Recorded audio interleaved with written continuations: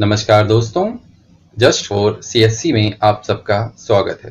अपने आज के इस वीडियो में हम बात करेंगे कि पुर्तगालियों ने, जो कि भारत में आए सबसे पहले यूरोपीय थे, उन्होंने भारत को क्या दिया और आखिर वह कौन से कारण हैं जिनके परिणाम स्वरूप पुर्तगालियों का पतन हो गया और उसके स्थान पर अन्य यूरोपीय कंपनियों ने अपना प्रभुत्व स्थापित किया।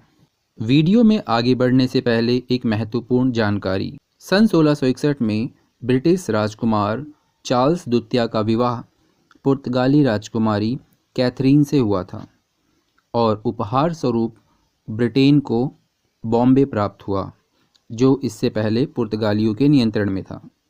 आगे चलकर 1668 में अंग्रेज़ों ने बॉम्बे ब्रिटिश कंपनी को दे दिया।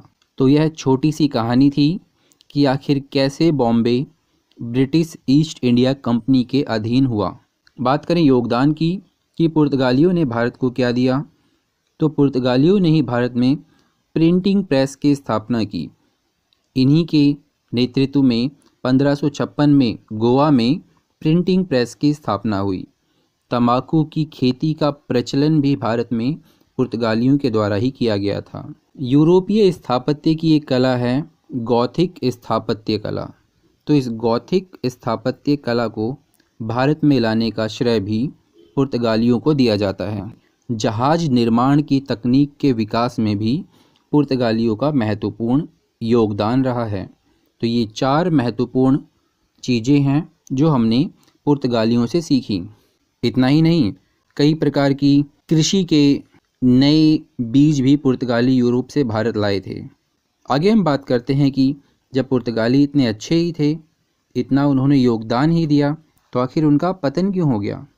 तो इनके पतन के कारण इनकी नीतियों में निहित हैं, क्योंकि पुर्तगालियों ने ईसाईकरण की नीति को बहुत अधिक महत्व दिया। आम जनता को ईसाई बनने के लिए मजबूर किया। अपनी धार्मिक प्रवृत्ति को आम जनता पर थोपने की कोशिश की, जिससे असंतोष पैदा हुआ और जनता का सहयोग उन्हें नहीं मिल पाया। इन्होंने व्यापार के क्षेत्र में भी अनेकों कुनीतियां अपनाई।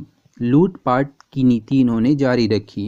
व्यापार तो करते ही थे, साथ साथ लूटपाट की नीति भी जारी रखी, जिससे भी विद्रोह पैदा हुआ। इसी के साथ पुर्तगालियों ने एक व्यापार परमिट का नियम भी बनाया था। इन्होंने कार्टेज आलमोड़ा काफिला पद्धति की शुरुआत की थी, मतलब एक परमिट जारी करने की व्यवस्था शुरू की थी।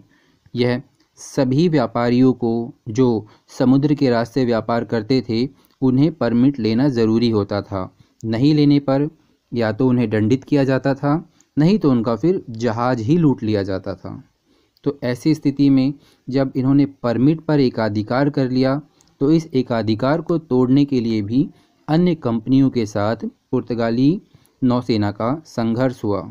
जब अन्य कंपनियों के साथ इनका संघर्ष हुआ, तो इस स्थिति में पुर्तगाली नौसेना पराजित हुई और इसके स्थान पर ब्रिटिश नौसेना ने समुद्र पर अपना सर्वश्रेष्ठ प्रदर्शन करते हुए अपनी सर्वश्रेष्ठता स्थापित की।